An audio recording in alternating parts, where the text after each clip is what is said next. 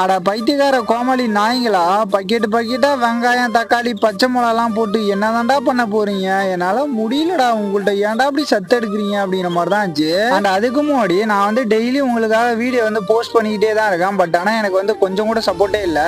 ஒரே ஒரு சப்ஸ்கிரைப் பண்ணுங்க, ஒரே ஒரு லைக் பண்ணுங்க அப்படின்னு தான் கேட்குறேன். ஆனால் அதை யாருமே பண்ணவே மாட்டீங்க. ஸோ மறக்காம அதை மட்டும் பண்ணிட்டு கொஞ்சம் சப்போர்ட் பண்ணுங்க. அண்ட் ஃபர்ஸ்ட் இவங்க என்ன பண்ணாங்க பார்த்தீங்கன்னா, ஒரு பெரிய குண்டான்ல வெங்காயம் தக்காளி பச்சை மிளகா இஞ்சி எல்லாமே போட்டுக்கிறாங்க. ஸோ அதுக்கப்புறம் பார்த்தீங்கன்னா பட்டை மிளகா இருக்கு பாத்தீங்களா, பட்டை மிளகாய் வந்து நல்லா தண்ணியில அலசி அதையும் போட்டுக்கிறாங்க. அதுக்கப்புறம் பாத்தீங்கன்னா ஒரு பெரிய மிஷின்ல கொண்டு போய் எல்லாத்தையும் போடுறாங்க. அது பாத்தீங்கன்னா தடன்னு வந்து மிளகாப்பொடி மாதிரி அரைச்சி அனுப்பிடுது. ஸோ அதுக்கப்புறம் பாத்தீங்கன்னா ஒரு பெரிய குண்டு இருக்கு. அந்த குண்டுல வந்து தண்ணியை ஊற்றி அதில் வந்து பட்டையெல்லாம் அழைச்சி விட்டு அந்த கட்டியா அரைச்சி எடுத்துறாங்க பாத்தீங்களா, அதை வந்து உள்ளார கொட்டி விடுறாங்க. அதுக்கப்புறம் பாத்தீங்கன்னா கொஞ்சம் தயிர் ஆட் பண்ணி நல்லா கிண்டிக்கிறாங்க மக்களே. ஸோ ஃபைனலா கிண்டி எடுத்த மறுபாடு அதுக்கு மேல பாத்தீங்கன்னா கரம் மசாலா தூவி விடுறாங்க. ஃபுல்லா வந்து ஸ்ப்ரெட் பண்ணிக்கிறாங்க. ஃபுல்லா உள்ளார விட்டு நல்லா ஆட்டாட்டுன்னு ஆட்டிட்டு கொஞ்சோண்டு வெங்காயம் கொட்டிக்கிறாங்க. அதுக்கப்புறம் உருளைக்கிழங்கு கட் பண்ணி வச்சுறாங்க, அதையும் பாத்தீங்கன்னா கொட்டிக்கிறாங்க.